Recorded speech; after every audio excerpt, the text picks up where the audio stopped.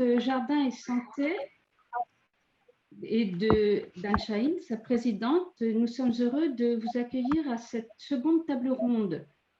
Jardin et Santé, vous le savez sans doute, est une association caritative qui soutient le développement de jardins à visée thérapeutique au sein d'établissements hospitaliers et médico-sociaux dans toute la France grâce à l'attribution de bourses. 70 jardins ont déjà bénéficié de ces bourses et ceci est possible, leur financement est possible grâce à nos partenaires, Greenlink et la Fondation Le Marchand, grâce aussi à de généreux propriétaires qui ouvrent leur jardin au profit de notre association, grâce enfin à des dons et à des adhésions à notre association. J'en profite pour vous faire part de notre souhait de vous voir adhérer le plus nombreux possible. Une autre de nos activités consiste à faire connaître les jardins à visée thérapeutique, à partager les expériences et les connaissances grâce à des symposiums internationaux que nous organisons depuis 2008. Le 6e symposium qui était prévu en 2020 n'a pas pu avoir lieu pour des raisons que vous connaissez tous et nous avons remplacé par une autre formule qui est celle des tables rondes.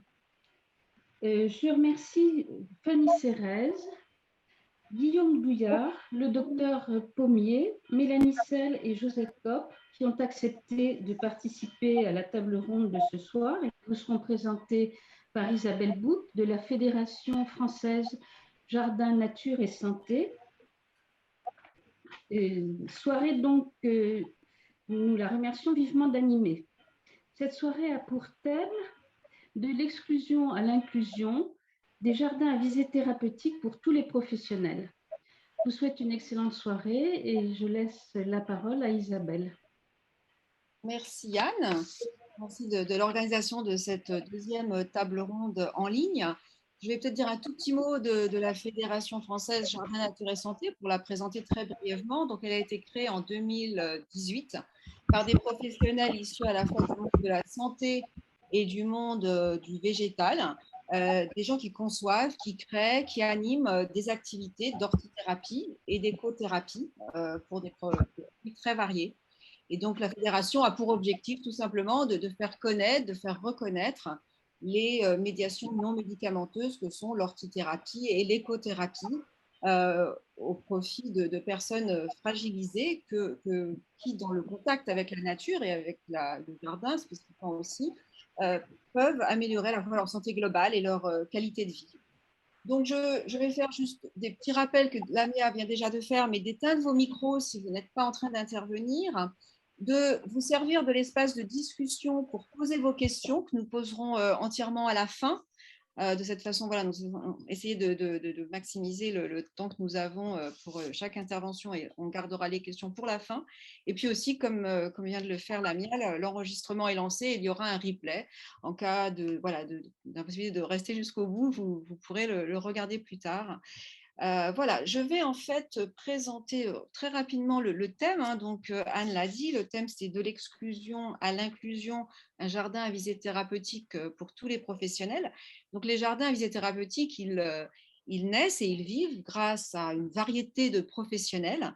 Et nous avons donc rassemblé un panel de 5 intervenants pour 4 projets différents qui, voilà, à leur façon, donc, ont été amenés à créer ces jardins avec leur profession à eux, mais aussi amenés à collaborer avec d'autres professions. Ils nous en parleront. Et dans tous les cas, l'idée, c'est de favoriser, grâce aux jardins à visée thérapeutique, l'inclusion de patients, de résidents, de bénéficiaires divers, principalement en milieu hospitalier, en milieu médico-social. Donc, ils vont vous faire part de leurs expériences. Et voilà, je vous les présenterai chacun à leur tour pour là aussi être un peu plus efficace. La première personne qui va prendre la parole sera Fanny Cérez. Ensuite, nous écouterons Guillaume Douillard, puis Dr Pommier et Mélanie Selle. Et Josette Kopp sera la dernière intervenante. Donc, Fanny Cérez, ben voilà, vous voyez son parcours s'inscrire, donc je n'ai peut-être pas la présenter plus avant. Elle va nous faire une présentation sur son travail auprès des personnes âgées et vraiment remettre leur parole à eux au cœur des choses dans la création des jardins. Voilà, c'est à vous, Fanny. Bonjour, donc merci beaucoup d'abord de m'accueillir et de me donner cette opportunité de partager nos réflexions avec vous.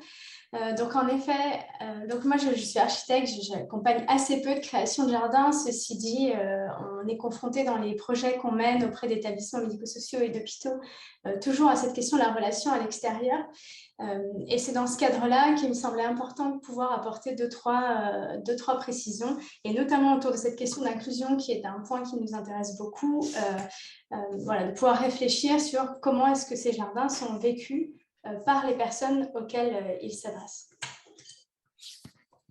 Donc d'abord, et j'imagine que ça a été déjà sans doute exploré dans le cadre d'autres tables rondes. Si ce n'est pas le cas, il y a quand même un outil dont je voulais vous faire part qui est assez fondateur pour les établissements autour de la conception d'établissements de jardins à visée thérapeutique dans les établissements, et qui propose une typologie de ces jardins que je trouve assez intéressante, en tout cas qui peut inspirer. Donc vous voyez ce qui ressort de la proposition qui est faite notamment par la Fondation Médéric Alzheimer et puis d'autres personnes, c'était de pouvoir classifier en fonction de l'usage et de l'objectif les jardins. Et donc, on voit bien entre des jardins où on se rencontre, des jardins qui permettent d'avoir des échanges avec les riverains, des jardins qui permettent de faire des activités, de transmettre, de créer, des jardins qui permettent de se souvenir, des jardins qui sont des espaces de liberté. Et puis, le petit point, dernier point moi, qui m'a beaucoup interpellée, c'était le jardin vitrine. Alors, dans la manière dont il est présenté, vous voyez, il embellit le cadre de vie, il répond à un souci esthétique, il valorise l'image de l'établissement dont il est une belle vitrine, mais il se limite souvent à un beau décor dépourvu de sens pour les résidents qui l'utilisent peu. Et alors, cette question-là a commencé à m'interpeller un petit peu, et c'est un sujet qu'on voit aussi beaucoup à l'intérieur des structures, où on se dit, finalement, si ça se contente d'être juste beau, est-ce que c'est vraiment adapté? Donc, j'avais envie de réfléchir avec vous autour de ces sujets-là et de pouvoir poursuivre notamment autour de la manière dont ces jardins sont pensés pour répondre à ces différentes dimensions. Et on mène la quasi-totalité des projets qu'on mène, on co-construit avec les équipes, mais avec les résidents aussi eux-mêmes. Et puis là, dans le cadre d'un projet d'aménagement d'unités protégées à destination de personnes qui ont des troubles cognitifs, arrive cette question de ce patio jardin qui est au milieu. Vous savez, dans les unités, il faut faire ce genre d'espace. Et quand on discute avec les professionnels, donc là, je vous livre un peu ce qu'ils en disent. Ils disent, voilà, ce jardin, on voudrait une allée circulaire qui permette une déambulation sur un parcours sécurisé, de la végétation reconnaissable par les résidents, des espaces de repas, des bacs à hauteur, une dimension sensorielle et stimulante.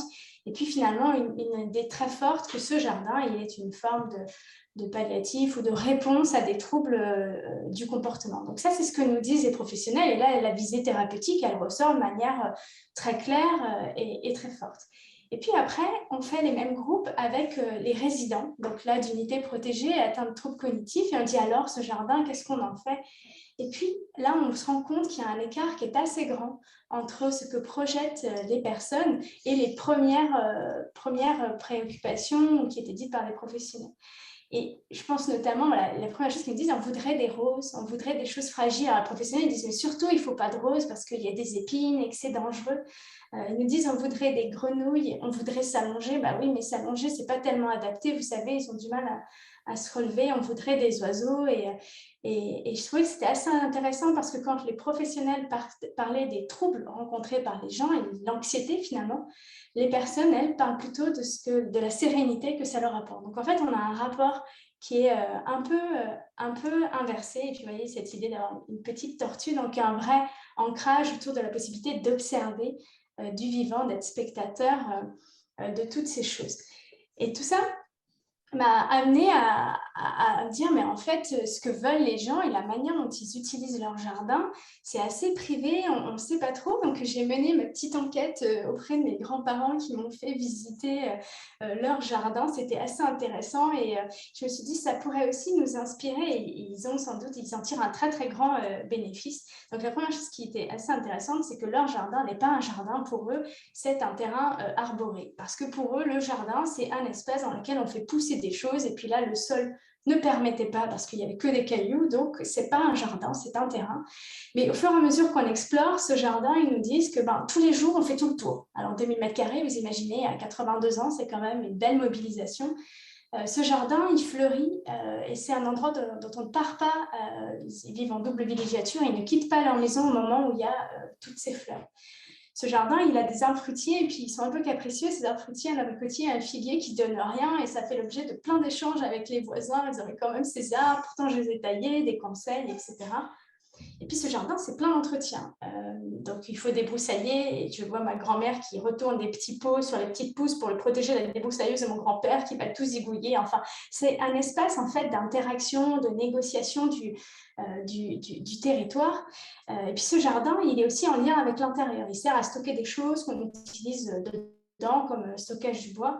Et c'est un jardin aussi qui peu à peu est de moins en moins utilisé avec l'avancée en âge, notamment la fameuse corde à linge, depuis que la voisine s'est pris les pieds dans le drap, comme disait ma grand-mère. Et puis, elle nous parle de son composteur qui est paresseux. C'était intéressant comme terme parce que franchement, il produisait pas grand-chose. Alors, je me suis dit, tiens, voilà, ça c'est le jardin pour eux.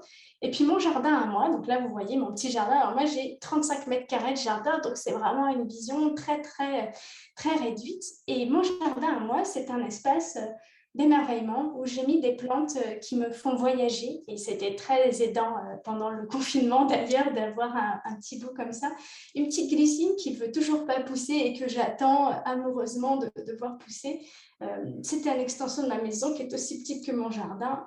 Et puis des enfants qui viennent ramasser des abricots, un endroit où je fais la sieste dans mon hamac, un endroit où on fait les apéros, où on cache les œufs, où il y a des chats, des poissons, là aussi des grenouilles, où j'entends des oiseaux. Et puis, à l'inverse de mes grands-parents, un composteur ultra productif. Donc, en fait, mon jardin et le jardin de mes grands-parents, ça n'est pas un jardin passerelle, ça n'est pas un jardin mémoire, ça n'est pas un jardin vitrine, c'est quelque chose d'assez différent.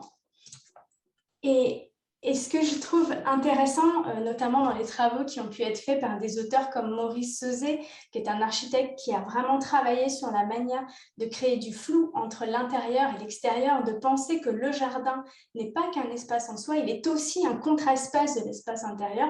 Il nous donne finalement ce jardin peut-être à réenchanter ce qu'il y a à vivre à l'intérieur. Et quand on pense à ces espaces souvent hospitaliers, sanitaires, qui ne sont pas tellement des lieux d'émerveillement, on se dit que peut-être qu'il y a des choses à partager autour de ce qui était nommé avec un peu de mépris ces jardins vitrines.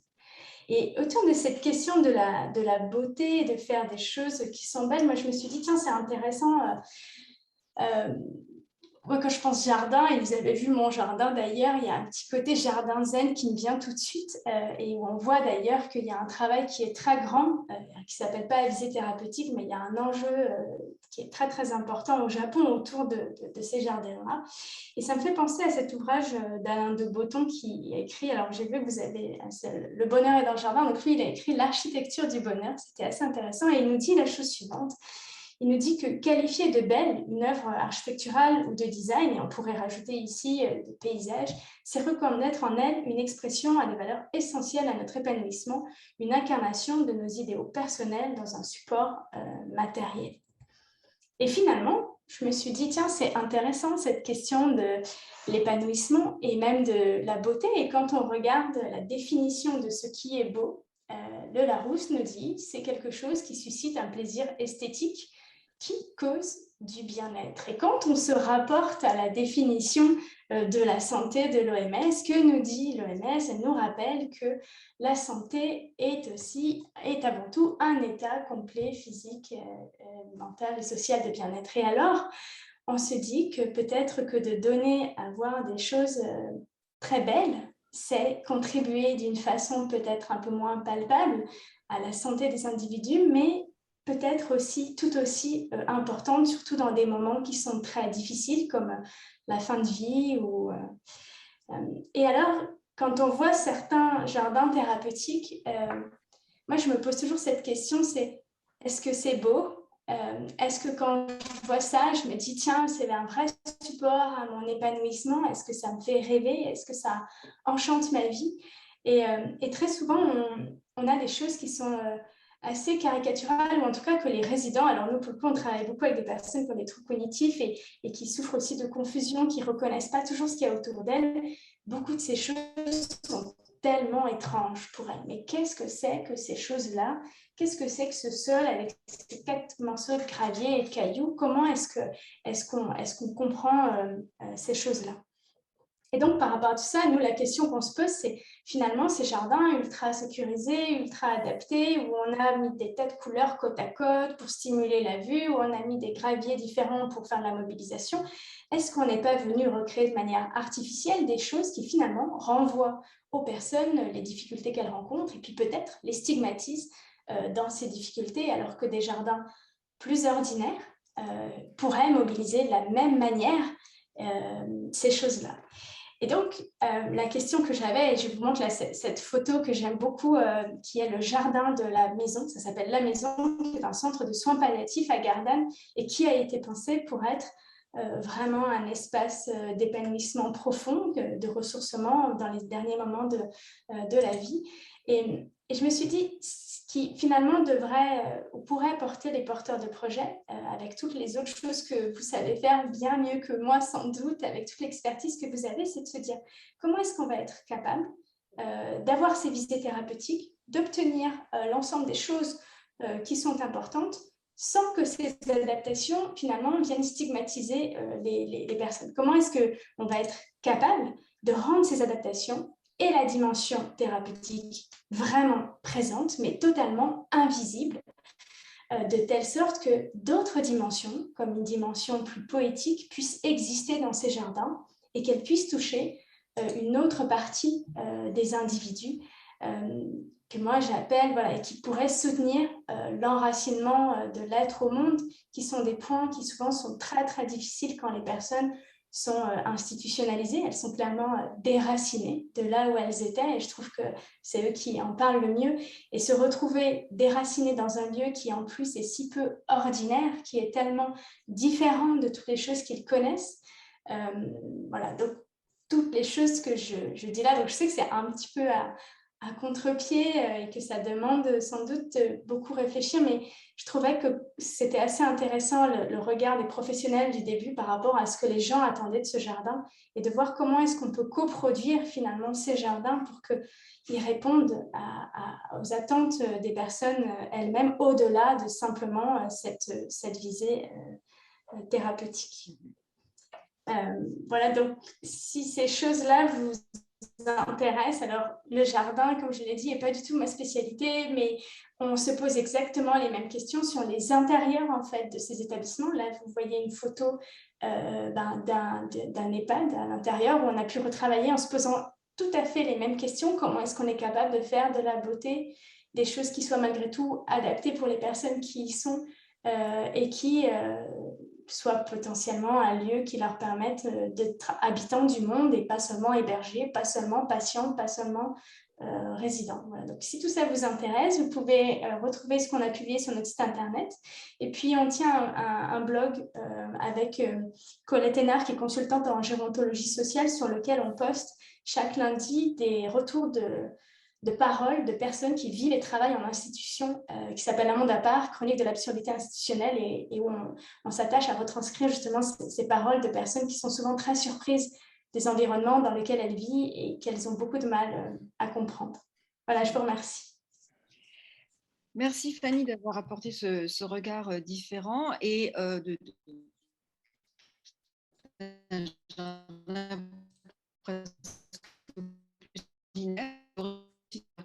extraordinaire. Je peux me dire très rapidement avec quel type de professionnels avec lesquels vous travaillez plus souvent? Alors, quand on fait des groupes, les groupes sont souvent constitués d'aides-soignants, d'ergothérapeutes, d'ASH aussi, de médecins, d'infirmiers. En fait, on s'attache à avoir la totalité des fonctions représentées, les personnes qui vont entretenir le jardin, les familles, les bénévoles, et puis surtout les résidents eux-mêmes, parce qu'in fine, ils ont plein de choses à nous apprendre. Et puis alors souvent, ils savent tellement mieux jardiner que tous les autres qu'ils nous disent direct que ça, on ne peut pas le faire pousser là parce que ça n'a pas le bon ensoleillement, et puis que ça ira pas parce que machin, etc. Donc c'est assez intéressant d'imaginer aussi que le jardin, il peut être pas qu'un espace pour compenser leurs incapacités, mais aussi pour développer ou remobiliser leurs compétences et se sentir utile. Et ça, c'est assez chouette. Enfin, en tout cas, les professionnels ils découvrent les compétences des résidents souvent au jardin. Et ça, c'est très chouette. Tout à fait, cet échange, cette relation différente qui peut se nouer à cet endroit-là. Ouais. Merci Fanny pour votre présentation. S'il y a des questions pour Fanny, n'hésitez pas donc dans la partie discussion à côté. Nous allons maintenant passer au témoignage de Guillaume Douillard. Donc, Lamia va nous montrer son parcours à l'écran pour qu'on le voit. J'en profite pour dire que j'ai aussi posté dans la discussion tout en haut une slide qui montre une définition des jardins à visée thérapeutique, puisque la dernière fois, il y a eu quelques questions en fin de présentation, mais si quelqu'un n'est pas trop clair sur ce que c'est qu'un jardin à visée thérapeutique, n'hésitez pas à aller regarder cette slide. Et puis, il y a aussi un lien vers le site de la fédération qui est dédié aux formations. C'était une autre question qui était revenue la dernière fois sur les formations qui existent en France. Il y en a une douzaine dans ce monde-là. Donc, n'hésitez pas à aller regarder cela. Donc, vous avez vu une petite présentation rapide du parcours de Guillaume Douillard, qui va donc maintenant nous parler de son travail, qui est plutôt autour de l'insertion professionnelle de personnes en situation de handicap ou en difficulté autour du jardin. Je vous passe la parole, Guillaume. Merci beaucoup. Bonjour à tous. Donc, moi, je vais vous parler d'une entreprise adaptée qui s'appelle les Ateliers de Provence. Donc, une entreprise adaptée, c'est une entreprise du milieu ordinaire qui ne fait pas partie du médico-social, mais on utilise les ressources et les moyens humains disponibles dans les AT du Grand Lynch notamment et Arc-en-Ciel sur Carnoux pour essayer un petit peu aussi de résoudre quelques problématiques de certains salariés. Donc, il y a 64 salariés, 3 activités principales, les espaces verts dont je suis responsable, le second œuvre et tout ce qui est logistique. Donc, au niveau des espaces verts, on travaille principalement avec des groupes tels que le CNRS, Pauli Calmette à Marseille, et puis le CESAD des Calanques à Marseille aussi, où là, on a réalisé donc un projet avec les salariés des espaces verts sur la création d'un jardin, effectivement, type sensoriel, à visée thérapeutique, donc en choisissant des plantes adaptées à l'environnement, en spécifiant certains bacs, donc ce sont des bacs en hauteur, donc en essayant de retranscrire la nature qui les environne et la végétation qui est adaptée à cet environnement, telle que la garrigue, les lavandes, le romarin, etc. Donc, tout ça, effectivement, favorise donc le développement des sens des usagers du CESAD. Souvent, donc, ce sont des personnes à mobilité réduite, donc ce n'est pas super évident non plus. Donc voilà, je pense que là, ce projet, je crois qu'on a eu d'ailleurs une bourse de la part de Jardin et Santé, mais ça fait quand même 5-6 ans, donc je ne sais plus avec qui c'était, je ne me rappelle plus vraiment. Donc du coup, voilà, ça a permis un petit peu de sortir déjà les résidents et puis de favoriser le goût, l'odorat. On a mis des plantes un petit peu atypiques telles que la stevia ou la plante huître, favoriser le développement du toucher avec voilà, des plantes un peu plus piquantes, d'autres plus douces, des choses très simples. Donc, après, les conséquences de tout ça, je ne les connais pas réellement, mais dès lors que déjà, ils sont à l'extérieur avec des êtres vivants, que sont les plantes, je pense que déjà, ça peut favoriser un petit peu le maintien de certaines sensations.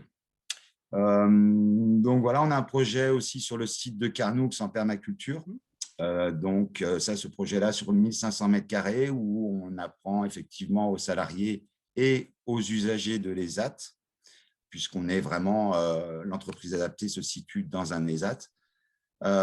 Et donc là, ce projet a pour but donc, de favoriser le lien entre les usagers et les salariés, et puis de faire en sorte qu'on puisse essayer de produire nos légumes, des fruits rouges. On va essayer de faire aussi du safran. Et voilà, d'essayer de développer toujours pareil, hein, à partir d'une graine, qu'est-ce qu'on en fait? Ah bah oui, une tomate, ça vient d'une graine, etc. Et le fait de déguster après ces aliments qu'ils ont eux-mêmes produits, il y a déjà de la satisfaction. Et puis, c'est vraiment ce lien qui est important pour essayer un petit peu de les sortir. Parce que les usagers travaillent souvent en intérieur, faire du conditionnement ou des choses comme ça. Donc, remettre un peu de sens dans le travail et puis voilà, travailler à l'extérieur et avec un support de travail qui favorise l'épanouissement et le bien-être. Donc, ce projet-là, on a une mare, on développe la biodiversité, le rôle et les intérêts, les interactions des insectes par rapport à la nature, etc. Le sol, l'érosion, enfin bon, c'est vraiment un sujet où on peut après développer beaucoup de choses. Avec les usagers, on reste très basique, mais c'est suffisant. Et puis, quand on voit un salarié et un usager, planter un plant de tomate ensemble et qu'il y a des interactions, déjà, c'est déjà beaucoup. Voilà pour ce qui est du projet permaculture. Bon, la valorisation des déchets, le compost, le lombricompost, etc. Ça permet le développement des connaissances et des compétences, un transfert de connaissances entre les usagers et les salariés. Alors, on essaye aussi de favoriser la montée en compétences des usagers pour essayer peut-être un jour de les embaucher dans l'entreprise adaptée, qui, je le répète, hein, c'est un milieu ordinaire. On a des aides au poste en fait, de l'État qui permettent un petit peu de combler certains manques de productivité, mais j'ai envie de dire que nos salariés sont aussi productifs qu'un vrai milieu ordinaire. Ils ont un souci du détail, un souci de bien faire et une satisfaction quand le travail est bien réalisé.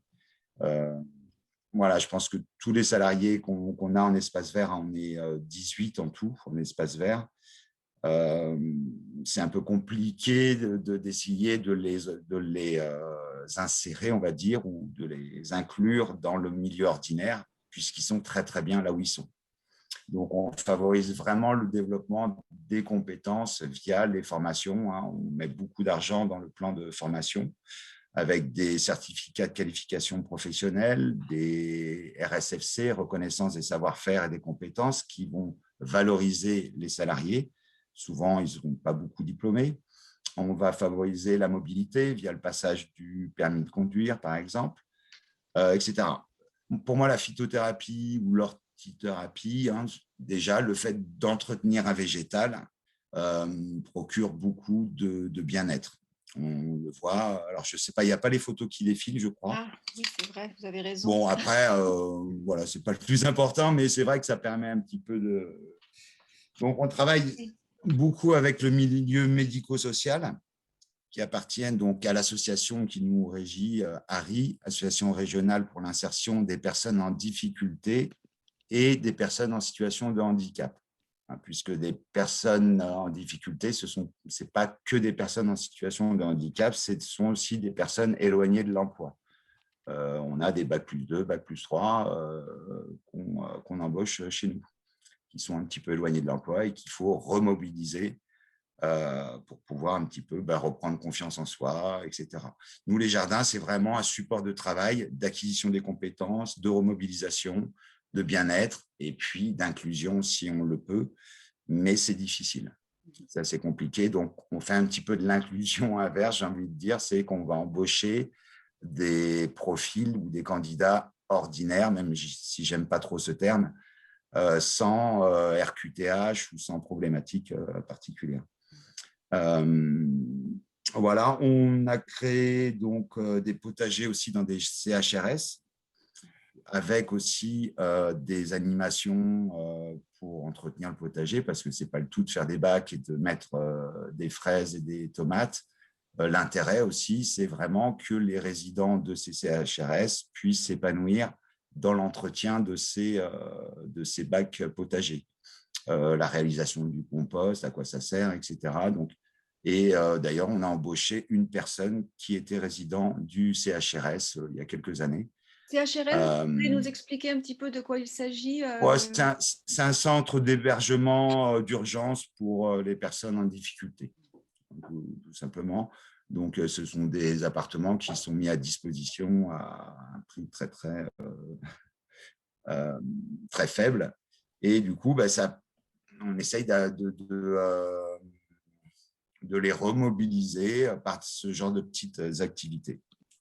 Donc, voilà. Qu'est-ce qu'il y aurait d'autre? Donc, tout ce qui est structure médico-sociale, effectivement, on essaye de créer des… On a fait des plantations en aménagement aussi, de plantations de jardins secs avec les usagers de l'ESAT. Donc, pareil, toujours en favorisant les bienfaits de la plantation, des plantes, à quoi ça sert, etc. En essayant vraiment de leur expliquer le fonctionnement, mais bon, à leur niveau, bien sûr. On voit bien. Donc là, à gauche, c'est là, c'est Margot, à gauche, par exemple, qui vient d'être recrutée en tant que responsable de la permaculture maraîchage et chef d'équipe. Donc là, on essaye aussi de respecter la parité et puis, effectivement, une présence féminine dans un groupe majoritairement masculin, c'est quand même assez intéressant. Vous voulez parler un petit peu de votre propre formation, parcours à vous en tant que professionnel et puis aussi peut-être des autres professionnels avec lesquels vous interagissez en fait dans votre travail? Donc, les autres professionnels, par exemple, ça peut être tout ce qui est les structures d'élagage aussi. On travaille avec des professionnels, des jardiniers professionnels du milieu ordinaire. Ça va développer aussi beaucoup de choses pour nos salariés et même pour l'entreprise d'élagage, par exemple. On a un salarié qui a voulu aussi devenir homme de pied. Donc, tout ce lien avec les professionnels favorise effectivement l'insertion. La différence entre l'insertion et l'inclusion, pour moi, l'insertion, c'est vraiment, on doit embaucher une personne en difficulté, on l'embauche, on le met un peu dans un coin, alors que l'inclusion, c'est vraiment l'inviter à participer, à participer aux réunions, etc., vraiment l'inclure dans un groupe de travail. Voilà, nous, on n'a pas des… De quoi vous vouliez qu'on parle déjà? Alors, je parlais aussi peut-être de votre parcours à vous, puisque vous avez un peu plusieurs casquettes, parce qu'on parle d'un peu des professionnels qui interviennent dans ce genre de situation. Alors, moi, j'ai un diplôme dans l'environnement, la protection de l'environnement. Je travaillais avec le Conservatoire du Littoral. J'ai travaillé dans des structures d'insertion et des chantiers d'insertion, des ACI. Et puis, je suis conseiller d'insertion. Donc, tout ce qui est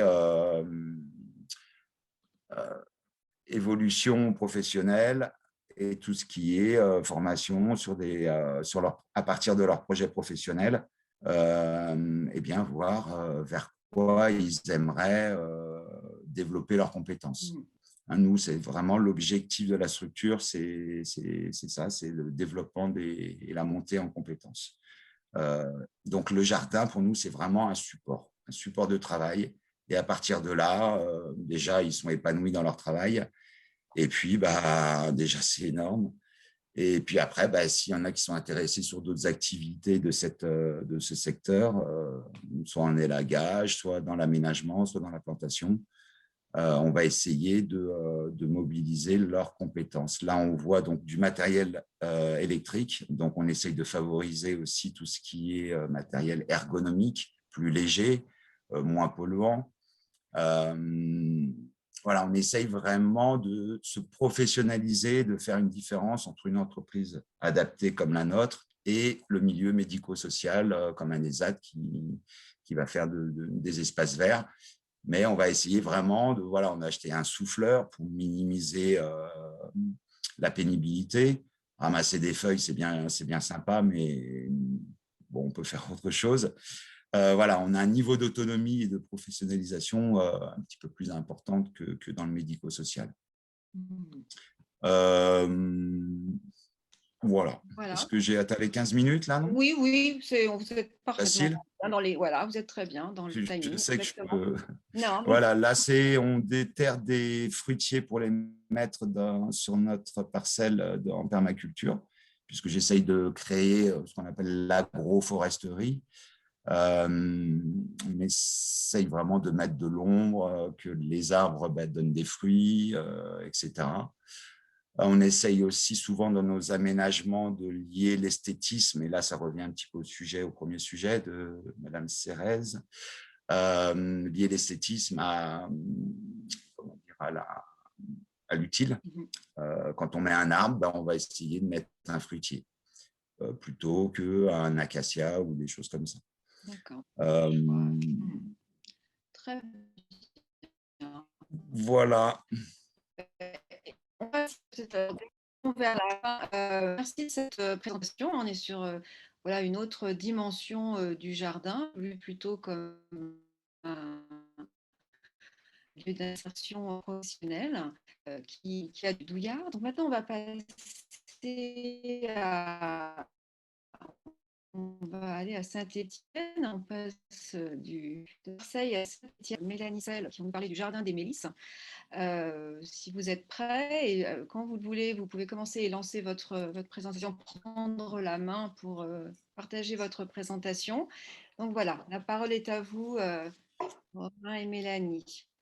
Très bien. Voilà. Alors, ça va d'abord être Romain, du coup, qui va s'exprimer, vu qu'on est tous les deux. Voilà. Normalement, vous voyez les photos.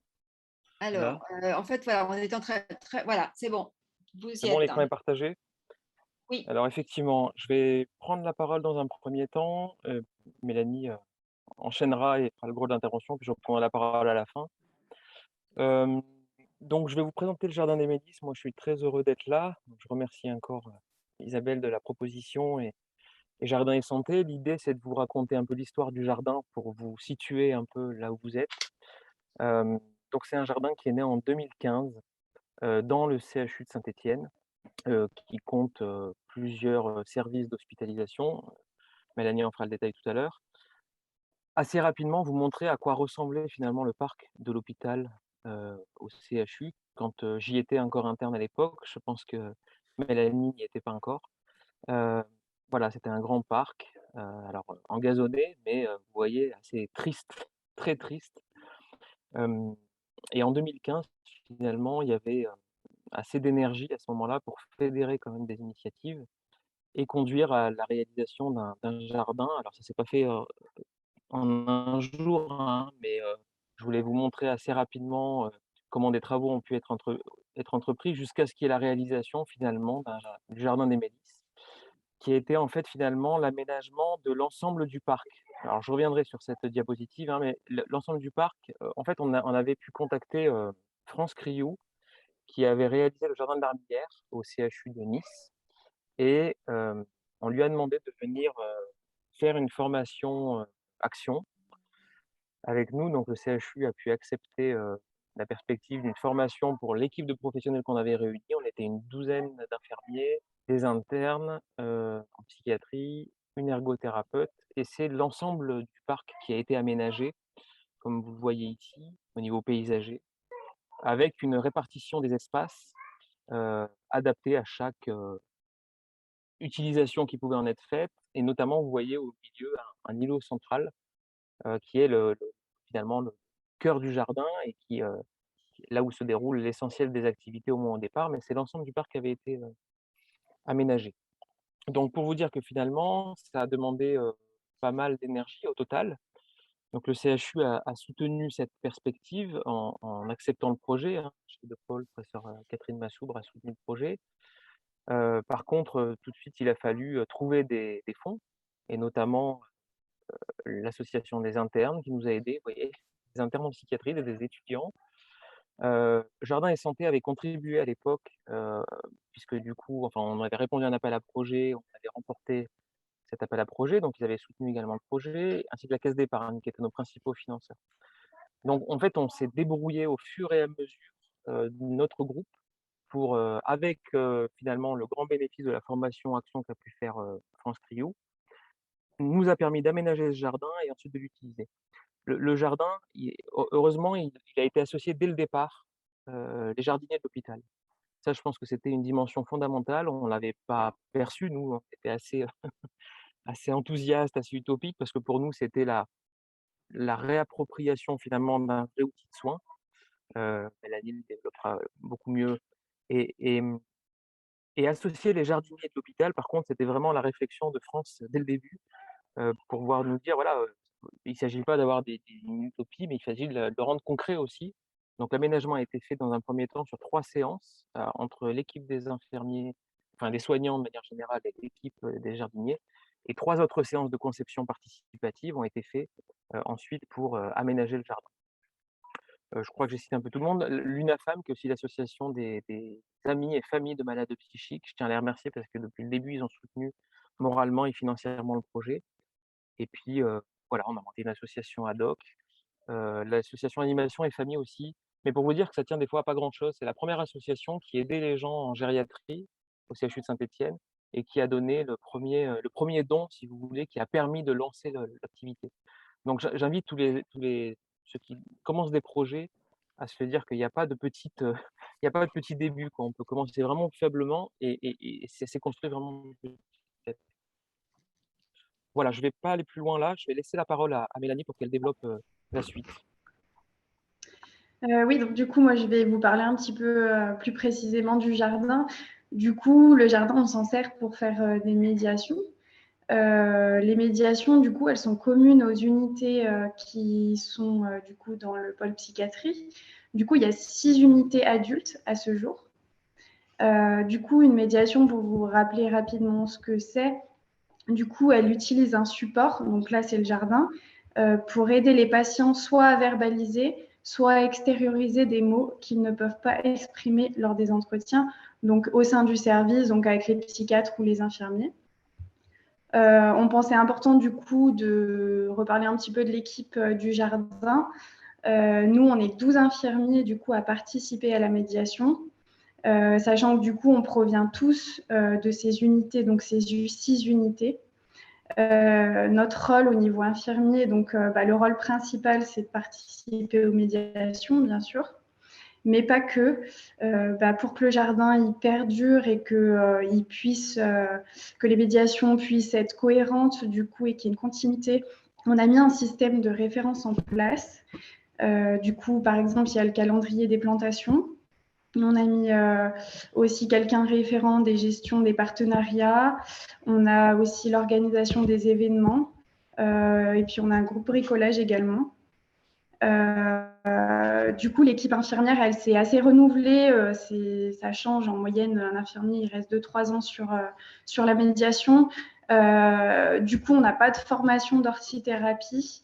On essaye de faire avec les connaissances qu'on a de notre vie personnelle et des documents qu'on peut avoir.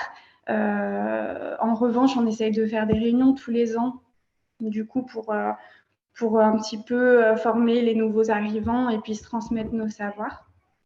Du coup, il y a Romain Pommier, donc, qui est le psychiatre référent du jardin, qui peut peut-être vous expliquer lui-même son rôle.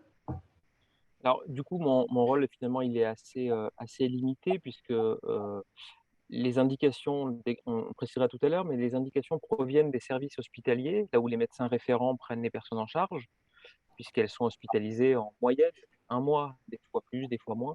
Et c'est le médecin référent de la personne qui oriente son patient vers l'activité du jardin pour 8 séances consécutives. Donc après, en général, voilà, l'indication est reçue. Moi, je suis là essentiellement pour maintenir, je suis responsable médical finalement de la médiation, là pour maintenir, on va dire, sa continuité. Et depuis 5 ans, finalement, on y arrive, bon gré, mal gré. Vous allez voir pourquoi, parce qu'il y a des questions aussi de, comment dire, de temps de travail, de temps dédié, hein. il n'y a pas de temps spécifique. C'est-à-dire c'est du temps existant qui est mutualisé pour pouvoir être dans le jardin. Donc voilà, maintenir l'activité, assurer la communication auprès des équipes médicales et le développement éventuellement, et j'en parlerai à la fin, de comment le jardin des Médicis finalement s'inclut dans un réseau un peu plus vaste et un écosystème un peu plus vaste que le seul hôpital. Tu peux continuer à défiler les slides, s'il te plaît, Romain, du coup ouais. Je peux faire... ouais. Ce sera après, oui, tout ça. Je reviendrai en arrière. Mais d'accord. Du coup, on a 2 cadres de santé aussi. Donc, eux, ils ont plus un rôle au niveau de l'articulation des plannings infirmiers. Ils gèrent la gestion du coup des outils financiers. Donc, ils sont aussi là pour l'accompagnement des outils, des projets. En gros, ils sont dans l'accompagnement et le soutien des projets. Ils ont aussi un lien actif avec les partenaires. Ils sont aussi là pour faire le lien avec les administratifs. On a les jardiniers, du coup, comme Romain disait, qui sont là pour nous aider à faire évoluer le jardin et à nous aiguiller pour son entretien. Par exemple, du coup, ils vont faire l'entretien de la taille des herbes, des arbres, des arbustes. Ils vont nous aider pour vider le compost, fournir la terre végétale, les écorces. Et puis, dès qu'ils voient qu'il y a quelque chose qui devrait être entretenu ou changé dans le jardin, ils nous en font part et du coup, ils nous donnent des conseils. Du coup, comme il disait, on n'a pas de temps à attribuer en fait au jardin. En fait, chaque personnel de santé, même les jardiniers, doivent prendre sur leur temps de travail qui appartient au service pour se libérer du temps pour faire les médiations.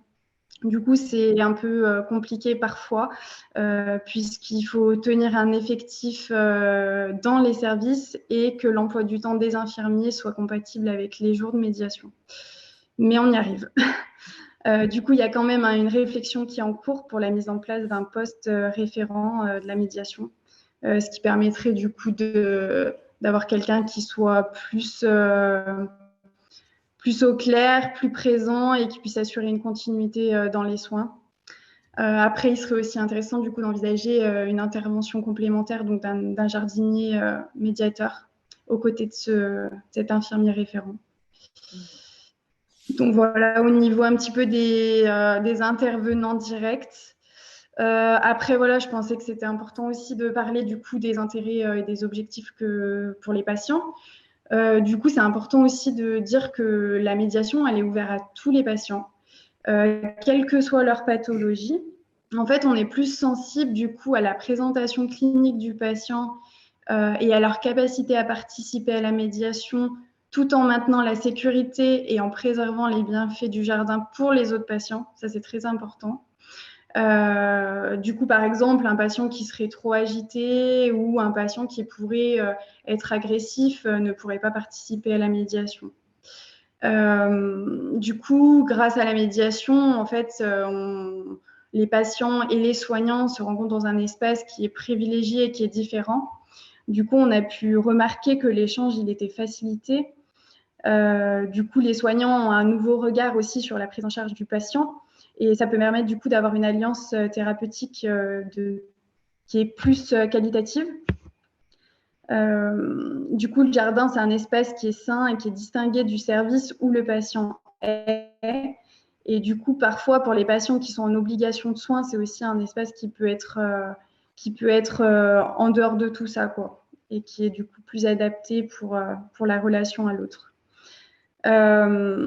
Après, voilà, on sait que du coup, le jardin, il permet un ancrage au monde naturel. Du coup, ça permet une reconnexion au processus vivant, une sollicitation polysensorielle. Du coup, on a pu remarquer que ça favorisait l'ouverture émotionnelle et affective. On a pu remarquer qu'il y avait aussi un sentiment de sécurité et une diminution du stress qui pouvait être permis grâce au jardin. Aussi, ça permet d'arriver à un développement à l'estime de soi qui est possible pour les patients. Après, l'objectif des médiations, elle est aussi centrée sur la promotion de l'activité physique. On vise aussi un allègement des symptômes, bien sûr, un apaisement à la souffrance psychique. On travaille aussi beaucoup sur la collectivité, donc comment faire une activité ensemble. On voit aussi que l'activité jardin a un impact sur la concentration, retrouver du plaisir et de l'intérêt. On travaille aussi sur l'autonomisation et la réadaptation du coup à la vie quotidienne. Après, voilà, on propose les activités dans l'intérêt de chaque patient. On tient bien sûr compte de ses problématiques et de ses symptômes. C'est des interventions du coup qui sont non médicamenteuses et qui sont un complément aux soins. Ce qu'on peut aussi dire et qui est très important pour moi, c'est que du coup, le patient, dans cette médiation, il a une place qui est différente. Du coup, c'est lui, à ce moment-là, qui prend soin des plantes, qui prend soin du matériel, qui prend soin de l'espace et des autres aussi parfois. Et du coup, on est dans un moment où on jardine tous sur un même pied d'égalité et c'est important. Du coup, c'est pour ça qu'on avait mis la photo juste avant où du coup, on voit un patient et un soignant qui se serrent la main avec les gants de jardinage. Donc voilà. Du coup, concernant plus précisément une séance, je vais vous expliquer à peu près comment ça se déroule. Donc, on fait les séances avec 6 patients maximum. Elle est encadrée par 2 à 3 infirmiers. C'est plus souvent 2 infirmiers, malheureusement. C'est 2 fois par semaine, donc les mardis et les vendredis. Les patients, du coup, ils font des sessions de 4 semaines. Et la médiation dure 1 heure et quart à peu près. Alors, pour que la médiation puisse commencer pour un patient, comme disait Romain tout à l'heure, en fait, ça commence au sein du service. Les équipes ont commencé à être sensibilisées au jardin et donc peuvent indiquer un patient et leur proposer du coup de participer à la médiation. Alors à ce jour, je pense que ce serait intéressant de resensibiliser les équipes pour qu'on puisse avoir le maximum de patients et que les patients puissent au maximum bénéficier des bienfaits du jardin. Mais on arrive quand même à avoir au moins 2 à 6 patients sur les médiations. Du coup, sur cette fiche d'indication que je vous ai mis en écran partagé, à ce moment-là, le médecin va avec le patient souvent donc indiquer les problématiques principales du patient et ses symptômes. Du coup, c'est ces difficultés qu'il rencontre. Du coup, voilà, qui sont graduées. Donc, soit il n'y en a pas, soit c'est moyen, soit voilà. Et du coup, souvent, on va un petit peu plus axer nos actions sur les problématiques importantes et très fortes. Je vous signale juste pour garder oui. le temps qu'on arrive au quart d'heure. Donc voilà, je vous le signale. Ok, bon, je le fais rapidement alors. Ensuite, du coup, on fait une fiche PANAS, donc du coup, avec les patients. Donc, on fait un temps d'accueil, on leur explique et tout. Et on fait une fiche PANAS où, du coup, les patients vont évaluer leurs émotions et leurs sentiments. Du coup, c'est une fiche que après le jardin, on refera, qui nous permettra d'évaluer les bienfaits du jardin sur les patients. Donc après, on va faire le temps du jardin où on fait un tour, où on regarde le jardin. C'est à ce moment-là où souvent, on prend le temps de profiter visuellement et de profiter au niveau sensoriel du jardin. Après, on passe à l'activité du coup qui dure environ 1 heure, où du coup, on est assez vigilant et on est encadrant, mais on jardine aussi avec les patients. Du coup, on adapte les activités aux patients. Donc là, comme vous voyez, ça peut être de ne pas participer et être dans son coin à être participatif et être ouvert envers les autres et envers le jardin. Du coup, voilà, les activités qui sont proposées, du coup, je vous le dis rapidement, mais ça peut être des plantations, des semis, de l'arrosage, des entretiens des plants, du désherbage, du bêchage, récolte des fruits et légumes, des récoltes, des moments de dégustation aussi, sachant que la médiation, du coup, elle arrive à perdurer quand même l'hiver et au temps de pluie. Du coup, on adapte les médiations, on fait des activités qui sont adaptées. Donc, du coup, par exemple, je vous ai mis des photos avec des ateliers artistiques, avec des feuilles du jardin, on fait avec des fleurs, des branches, on fait des bouts de graisse, des choses comme ça. Voilà. Donc, du coup, après la médiation, on fait des fiches PANAS où, du coup, on réévalue.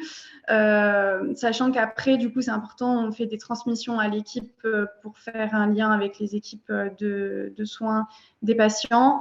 Et on fait des synthèses, du coup, à la fin des sessions des patients où on essaye de demander aux patients s'ils souhaitent continuer ou non le jardin. Du coup, c'est aussi un espace qui sert donc pour les médiations, mais aussi sur des temps informels, que ce soit pour les infirmiers, les ASH, les familles, les usagers. Du coup, sur ces moments-là, après, voilà, on fait des temps arrosage, on fait des temps des balades, on fait des temps de contemplation du jardin. Voilà. Du coup, on voulait aussi parler du coup des partenariats pour finir, hein, des partenariats du coup qui persistent et qui permettent au jardin de vivre et d'évoluer. Du coup, on a l'Alphée qui est un espace social au sein du pôle psychiatrie qui du coup accueille les visiteurs, les patients et les soignants. Du coup, on fait des expositions de photos du jardin. Il y a la fête de la courge tous les ans. Il y a des distributions des récoltes pour les patients qui partent en permission qui se font au sein de l'Alphée. On a aussi des lectures dans le jardin qui sont faites avec l'association, avec la bibliothèque du CHU. Il y a une troupe musicale qui déambule dans le jardin pour la fête de la musique. On a aussi tous les ans un événement qui est important pour nous, c'est la fête des Lumières. Du coup, avec les patients, on organise ça, on décore et on illumine la serre et le jardin. Il y a un sapin, on fait des soupes avec les légumes du potager et il y a un buffet qui est dressé, du coup, qui est offert par le CHU. Et du coup, là, tous les patients des unités de psychiatrie peuvent après venir à l'événement et profiter du buffet et des illuminations.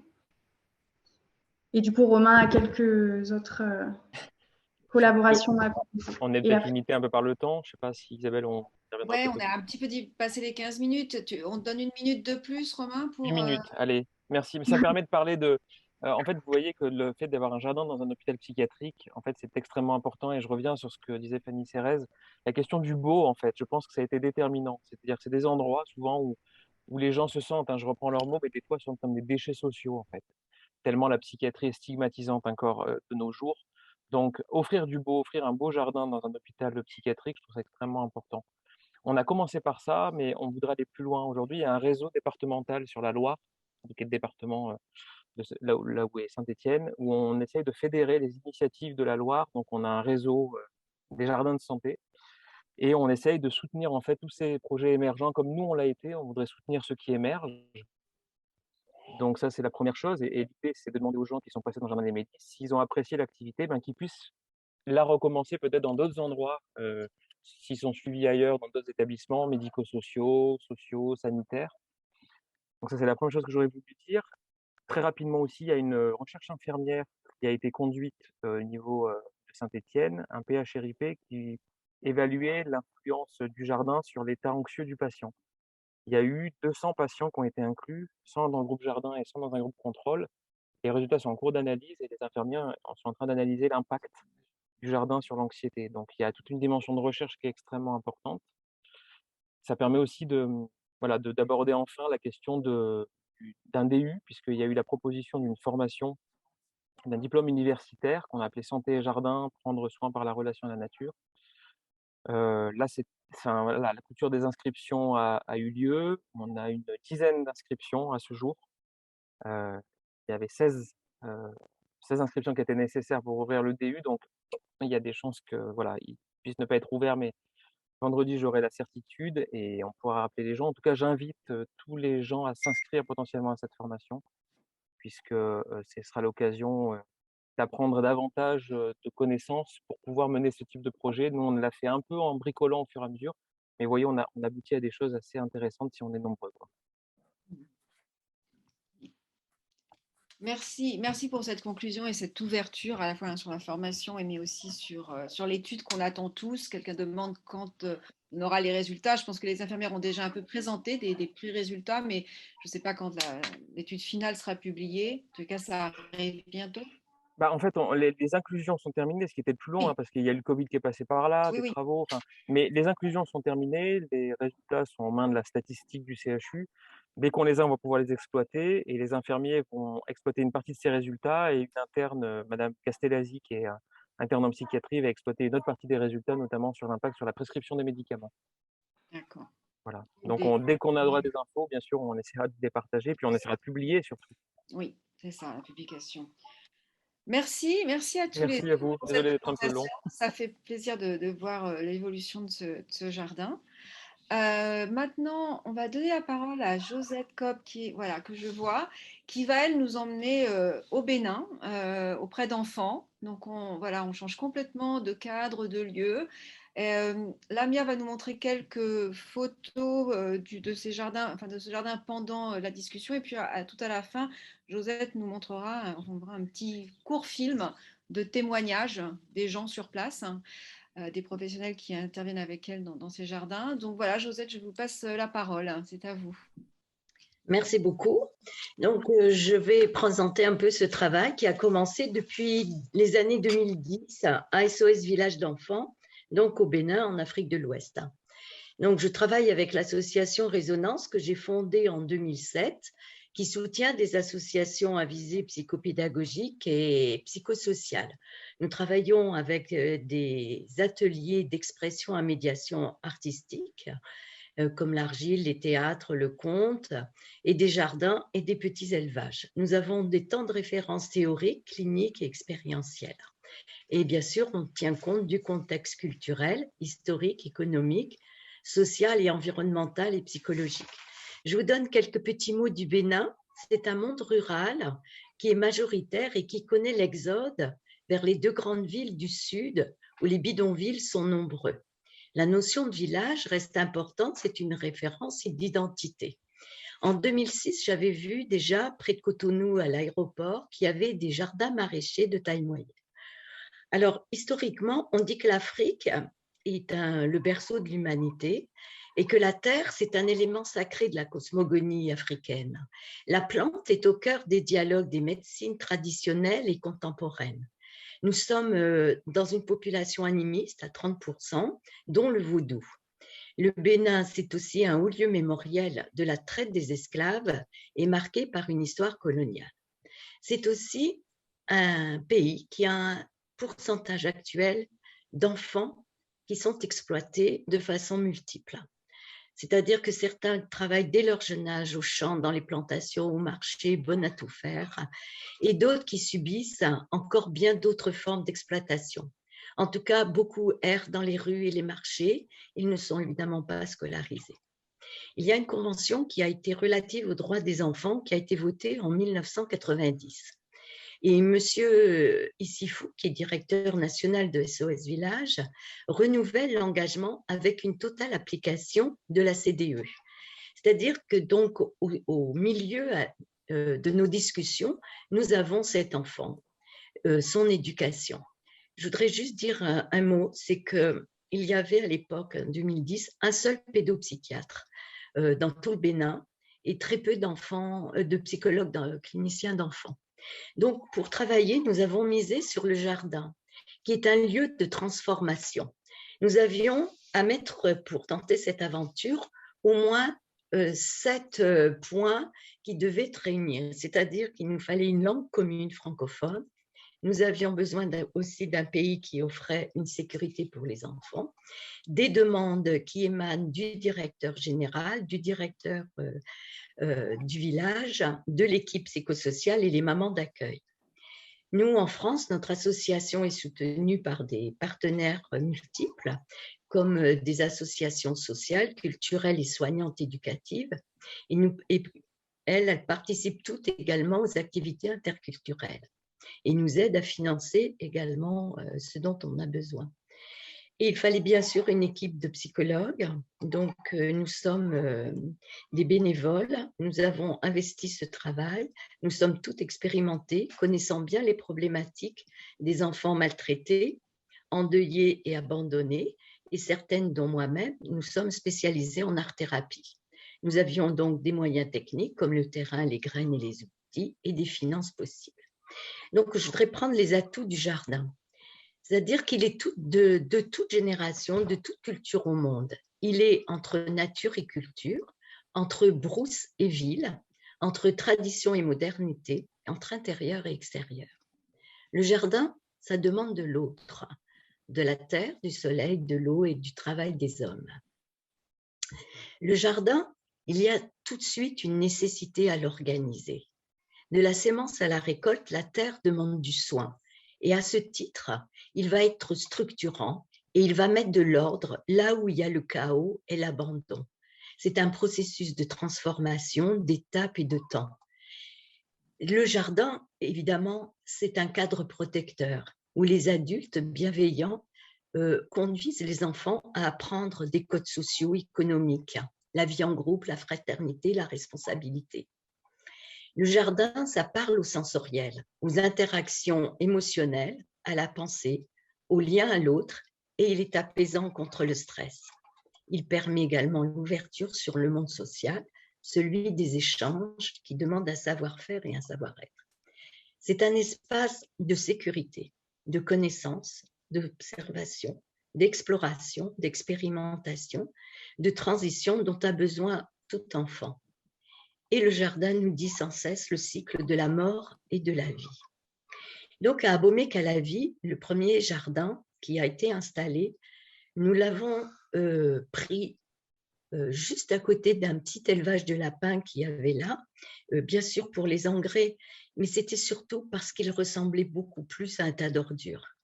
Et alors là, nous l'avons utilisé avec les métaphores qui pouvaient être en rapport avec les problématiques des enfants et qui nous permettaient de l'aborder d'une façon moins crue, un peu plus poétique, je dirais, toutes ces grandes questions qui reviennent. D'où viennent les enfants? Par quels désirs sont-ils portés? Et quel est leur possible devenir? Voilà, cet atelier a connu un rapide et grand succès. Je vous montre les photos, je ne sais pas si on peut les voir, les petites photos qu'il y a là sur l'écran. Le jardin avec les salades, avec les choux, Oui, avec voilà,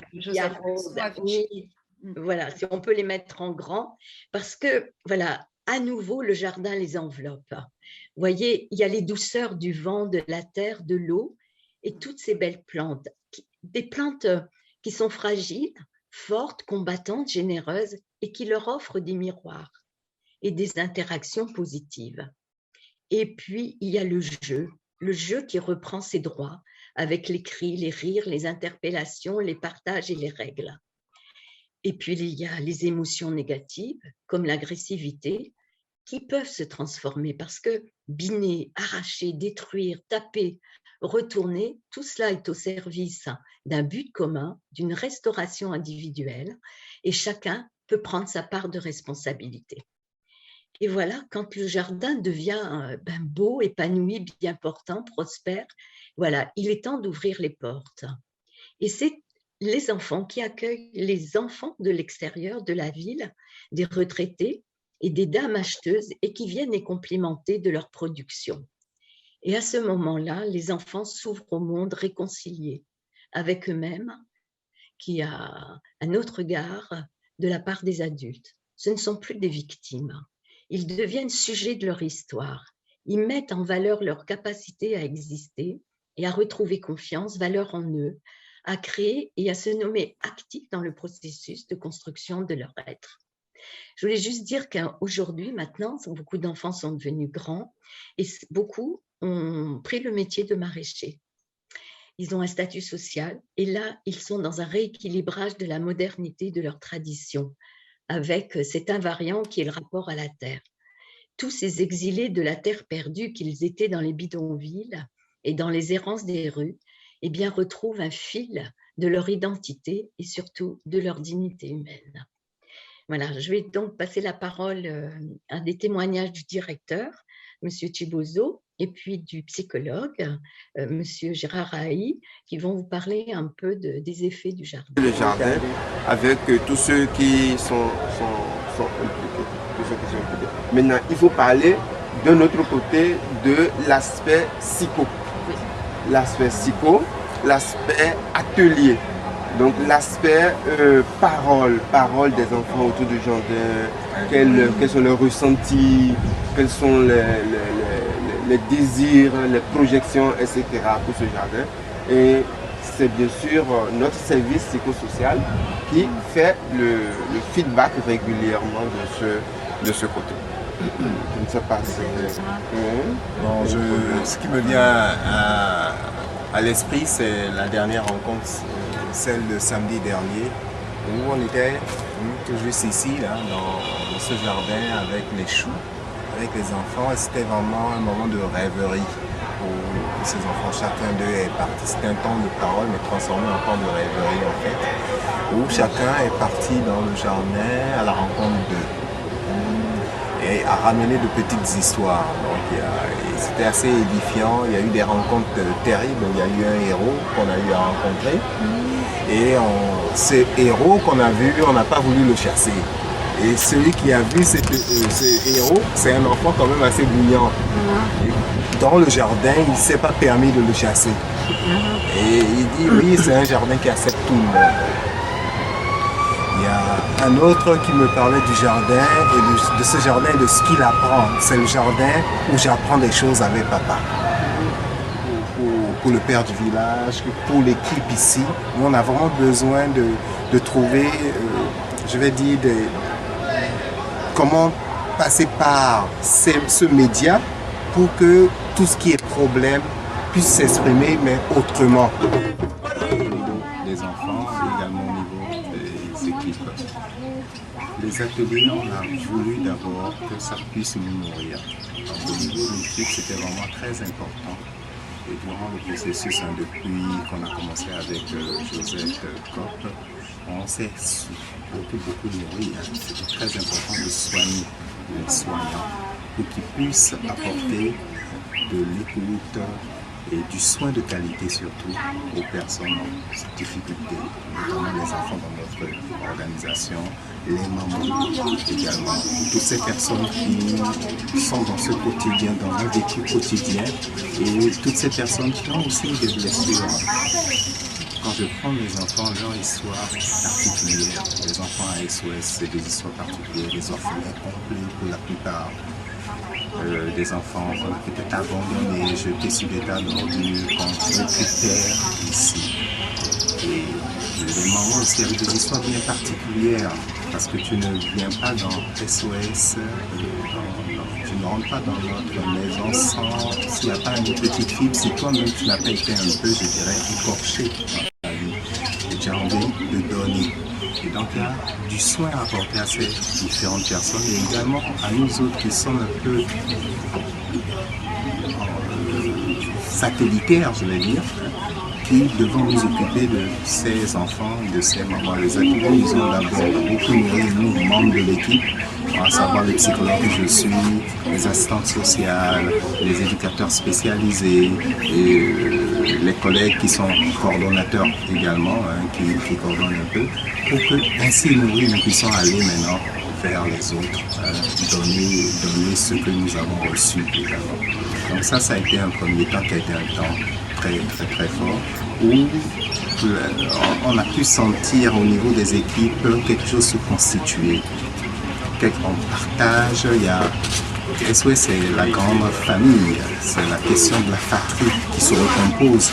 Et donc même au niveau des équipes, on avait vraiment besoin de synergie, on a senti cette synergie davantage se mettre en place. Et ça a été un moment fort où tu te révèles à toi-même, et tu te révèles à l'autre également, et tu vas vers l'autre également à travers ces ateliers. Donc ça, je vais dire, la possibilité pour l'enfant de retravailler la question du lien.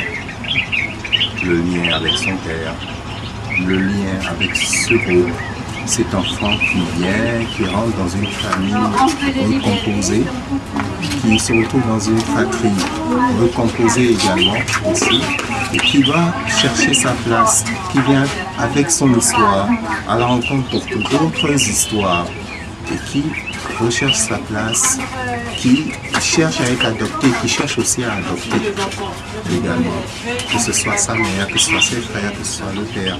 Le jardin est là. C'est des enfants aussi qui sont dans une grande, on parlait de lien, d'attachement, qui sont dans ce besoin. Il y a de réels besoins et le jardin vient nous apporter. Le jardin vient nous apporter beaucoup à ce niveau-là. C'est-à-dire en termes de qualité de son, d'attention, c'est vécu dans le jardin, c'est ressenti par les enfants. Ils l'apprécient,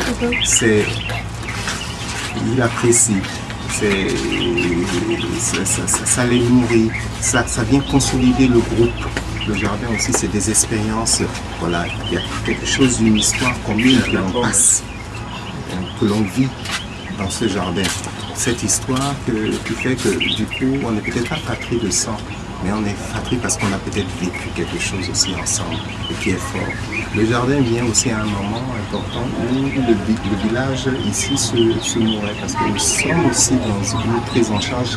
On ne le dit pas, on n'aime pas le dire, on parle d'organisation sociale, mais nous sommes quand même dans une prise en charge institutionnelle. Et il y a quelque chose de très mortifère dans ce qu'il y a comme cadre aussi qui peut se poser, qui peut dans certains moments de sa vie aussi paraître très rigide. Et il y a besoin de donner du mot. Le jardin vient là aussi donner un peu ce mot, permettre à des personnes en difficulté par rapport à leur histoire personnelle, mais aussi par rapport aux exigences. On est pris dans le stress. Nous sommes dans une vie où tout va très vite, où il y a à tout un chacun, le jardin vient donner des éléments. Et les enfants ont besoin d'adultes qui se sentent à l'aise, moins stressés, plus à l'écoute d'eux-mêmes pour pouvoir être à l'écoute de l'autre. Et dans cette activité, qui faisait partie du groupe émergent, et très intéressé, toujours présent dans les équipes, et qui voulait être tout le temps là sur les enfants qui avaient un peu des difficultés quand même, des difficultés sur le plan scolaire. Et ces difficultés se manifestaient par un désintérêt pour les études, de mauvaises notes, etc. Et puis ça préoccupait les mamans. Et les mamans, leur souhait, c'était d'augmenter un peu plus leurs heures d'études, de renforcement, etc., etc. Mais avec la fréquentation, avec le temps passé au jardin, ça ne fait qu'amoindrir de temps en temps un peu leurs prestations à l'école. Et ils intégraient beaucoup plus les notions et puis les résultats progressivement ont commencé à s'améliorer. Et à la fin de l'année, ces enfants sur qui on ne comptait pratiquement plus pour dire bon, s'ils réussissaient c'est bien, etc. Tous ces enfants sont allés en année supérieure avec de très bonnes notes. Ça a été une grande surprise pour moi et pour tout le personnel pédagogique dans l'encadrement des enfants. C'est compensé, on ne sait pas ce qui a donné de la force pour que les résultats s'améliorent et vraiment visiblement. Ça a fait une satisfaction et nous tous dans le village, on ne comprend pas, nous sommes tous contents de ce résultat. En comprenant, en même temps, on a beaucoup réfléchi, vous avez passé beaucoup de temps à penser le jardin, à penser ce que ça pouvait apporter aux enfants. Ça a été beaucoup de travail de réfléchir comment on accueille les enfants au jardin. Oui. De réfléchir à ce que déjà il se passait dans la relation au papa au jardin. C'est ça. Au début, nos préoccupations, nos attentes n'étaient pas trop orientées vers le côté scolaire, puisque pour le commun, c'est que bon, avec un peu plus de temps à l'étude, ça pouvait arranger les résultats. Nous, nos préoccupations, c'était beaucoup plus vers l'amélioration sur le comportement, sur la manifestation, bien sûr, du vécu dans le passé et qu'on peut peut-être voir un peu s'exprimer, etc. Mais c'est vraiment aussi bien qu'il faut souligner que dans toujours ce jardin, les enfants partagent de très bonnes choses.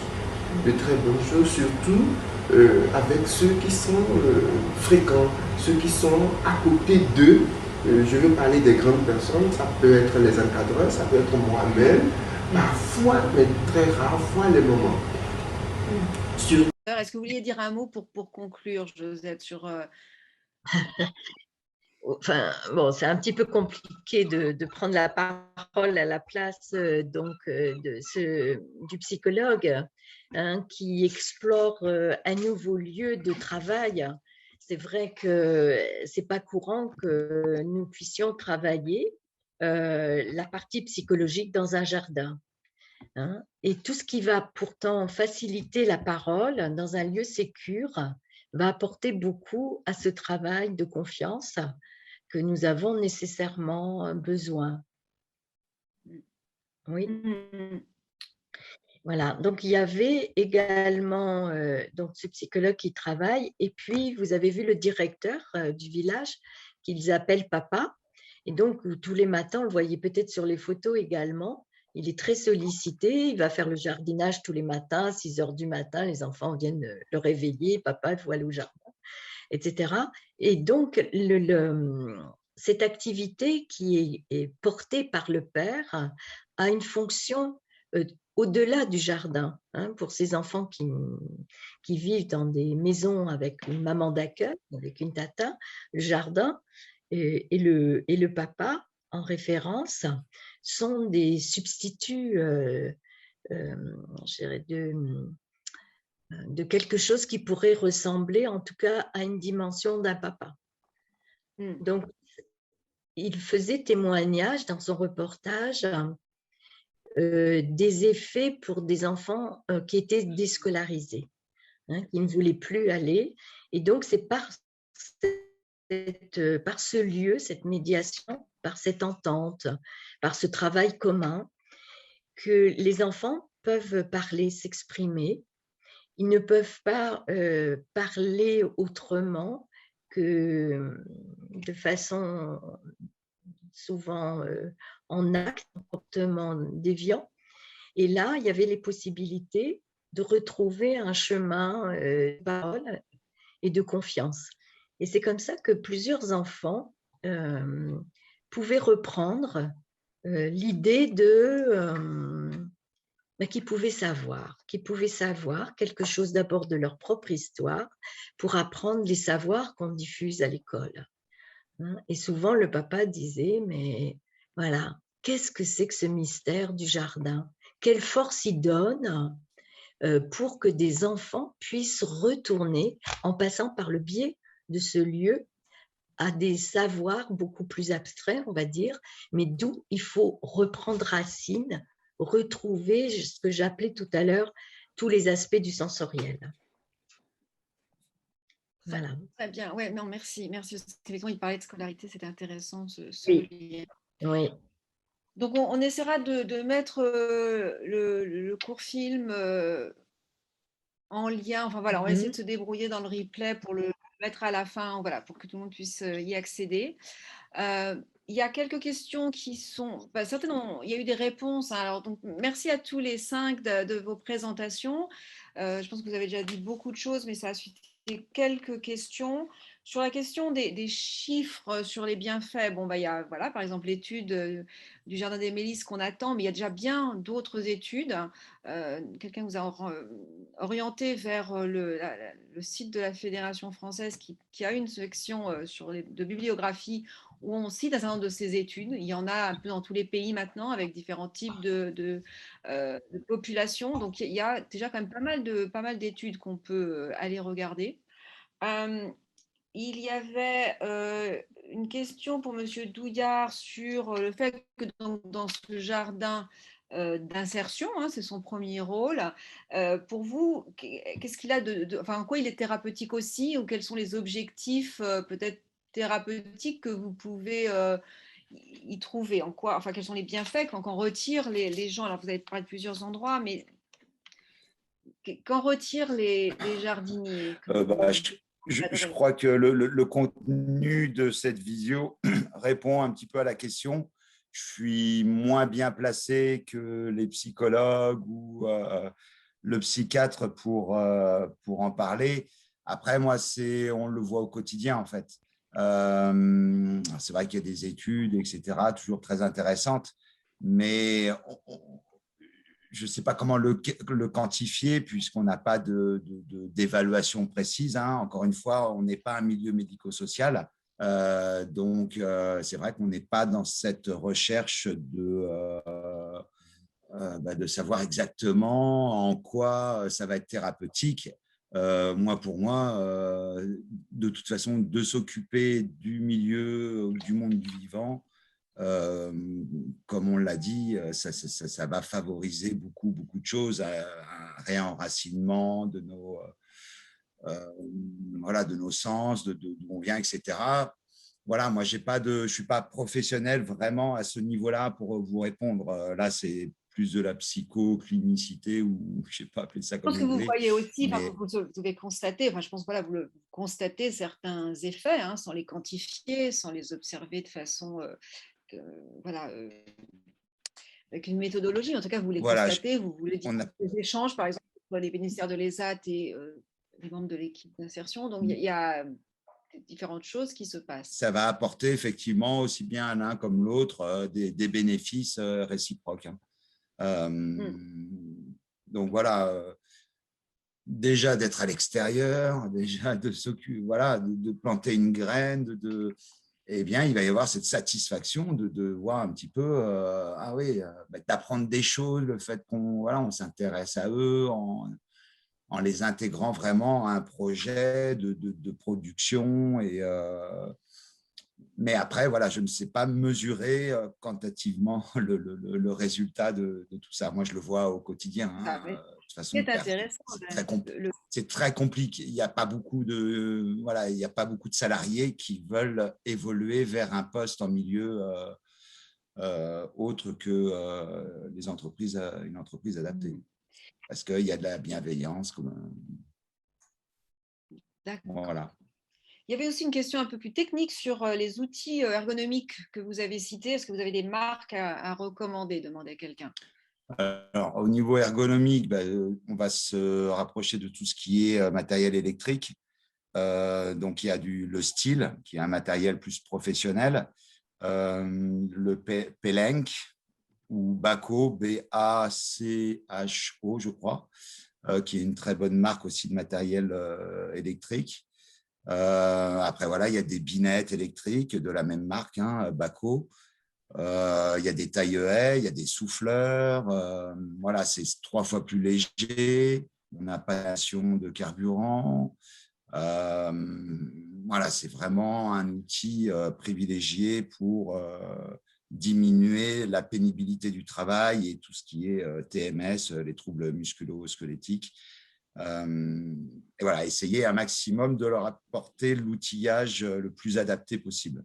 On a acheté un camion benne là récemment, par exemple, qui laisse la benne et qui récupère la benne. Donc, qui évite de rentrer dans le camion, de diminuer les accidents de travail, etc. D'accord. Voilà, on a acheté un broyeur pour éviter d'aller en déchetterie.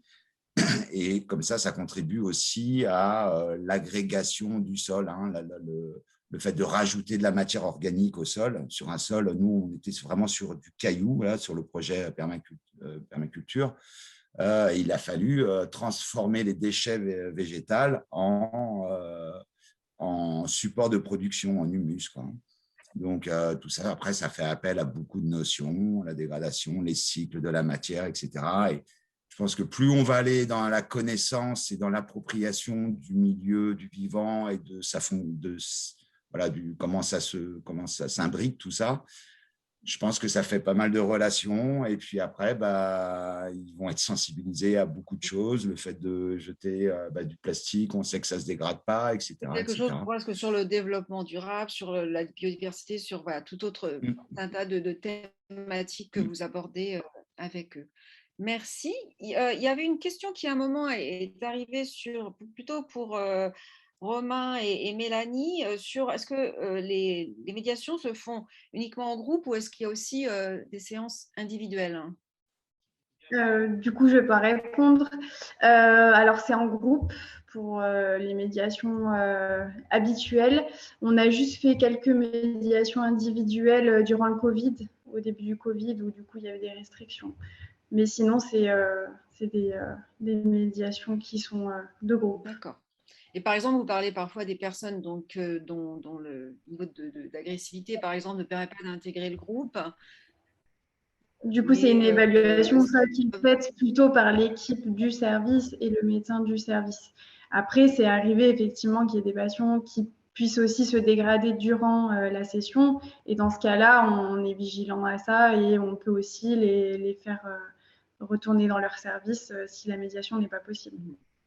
J'ai aussi une question au niveau des jardiniers dont vous avez parlé, hein, qui viennent intervenir en partie dans le jardin. Oui. Quelle est leur interaction à eux avec les patients? Est-ce qu'il y a aussi des interactions Alors à ce jour, moi je dirais non. Enfin, justement pour les médiations. Alors avant, je ne sais pas, moi je n'étais pas là, comme disait Romain, quand le jardin a été créé, je n'étais pas là. À ce jour, en tout cas, c'est vraiment un lien avec nous et les jardiniers vont faire l'entretien du jardin en dehors des médiations. Après, peut-être que les patients hors médiation peuvent les solliciter pour leur demander ce qu'ils font ou des choses comme ça, mais c'est plus sur des choses informelles. Il n'y a pas vraiment de lien direct, ils ne participent pas aux médiations et à l'entretien avec les patients.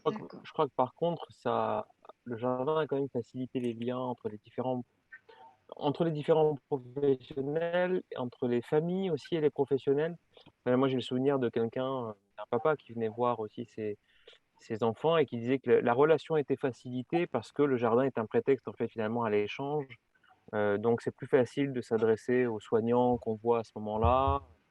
Donc, quand même, globalement, voilà, ça fait des choses à dire. Donc, c'est toujours plus facile de s'entretenir que dans un couloir vide ou pas très accueillant, quoi. D'accord, ok. Donc, il y a des liens qui sont vraiment facilités entre les différents parties prenantes. C'est ce que les familles nous disaient, ouais, par exemple. Oui. Et entre le soignant et le soigné, entre les familles, voilà. D'accord, ok. J'avais une question pour Josette sur est-ce que le jardin qu'on a montré là reste un exemple unique ou est-ce qu'il y en a d'autres qui se sont créés Alors, unique, donc à SOS, un village d'enfants. Il y a 3 villages d'enfants au Bénin, au sud, au nord et au centre. Mais ils ont des allures très différentes puisque le climat n'est absolument pas le même. Donc, on en a fait également dans les 2 autres lieux avec d'autres semences, avec d'autres façons de procéder. Mais l'idée, toujours avec les objectifs déployés, tout ça, oui.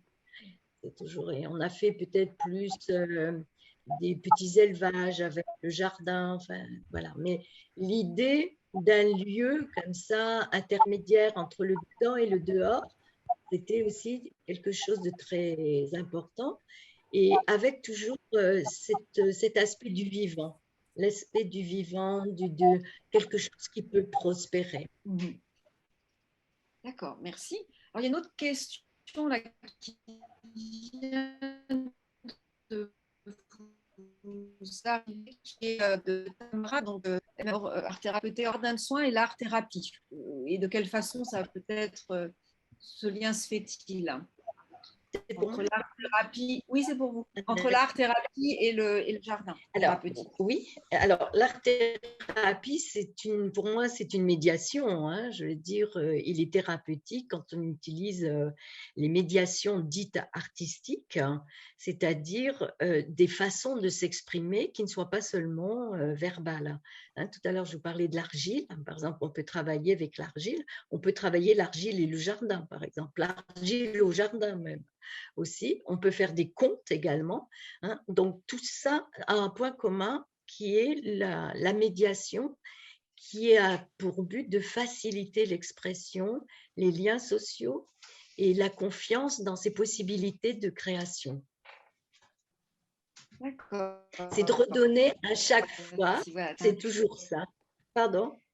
Oui, Ah, c'est donné. Oui, Oui, c'est revigorer cet élan créatif que nous avons tous en nous, hein, qui est plus ou moins éteint, même chez l'enfant, quand il a été abondamment, je vais dire, maltraité, par exemple.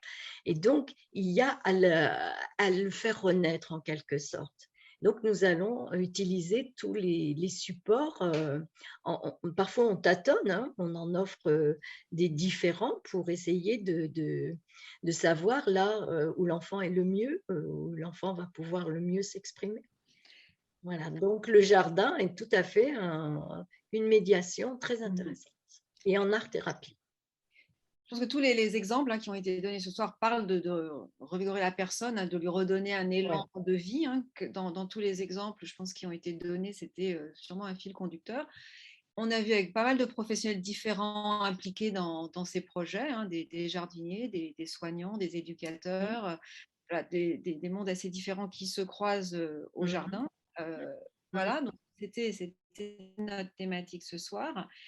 Je voulais dire que c'était la dernière table ronde de Jardin et Santé, mais il y en aura d'autres l'année prochaine, au début de l'année, un sur la formation justement et un autre sur des cas pratiques également.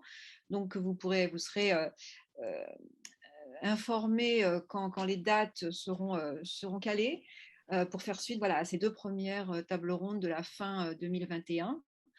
Et remercier les 5 intervenants. S'il n'y a pas d'autres questions, j'en trouvais pas là dans le défilé de la discussion, mais si quelqu'un a une dernière question, il faut qu'il lève la main immédiatement. C'est le moment. Sinon, on va se dire au revoir. Merci vraiment à tous les intervenants. Oui, Anne, vous voulez dire quelque chose? Merci Isabelle et merci à vous tous. Je voulais citer l'ouvrage auquel Fanny Cérès a fait référence, donc Conception et élaboration de jardins à l'usage d'établissements sociaux, médicaux, sociaux et sanitaires, auquel le Jardin et Santé a été associé, est téléchargeable en ligne sur notre site.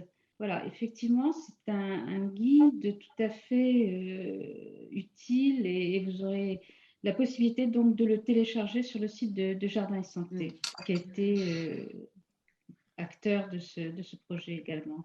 C'est vrai, voilà. Il y a Alix qui a une question très précise. Je l'invite plutôt à contacter soit Jardin et Santé, soit la fédération, peut-être plutôt la fédération, mais par rapport à sa question sur son master, peut-être que c'est un petit peu une question plus personnelle. Donc, si elle veut nous contacter en direct, ce serait peut-être le plus facile. Bon, on va, dans les temps, conclure ce moment si personne ne demande plus la parole ou n'a plus de questions. Merci encore à tous les intervenants, merci à tous les participants et les gens qui nous ont écoutés d'un peu partout en France et ailleurs. Et bien, peut-être, alors je regarde s'il y a de nouvelles questions, choses qui sont, non, c'est plutôt des merci que des questions, voilà, juste pour ne rien rater jusqu'à la fin. Merci à tous et bonne fin de soirée. Merci Isabelle.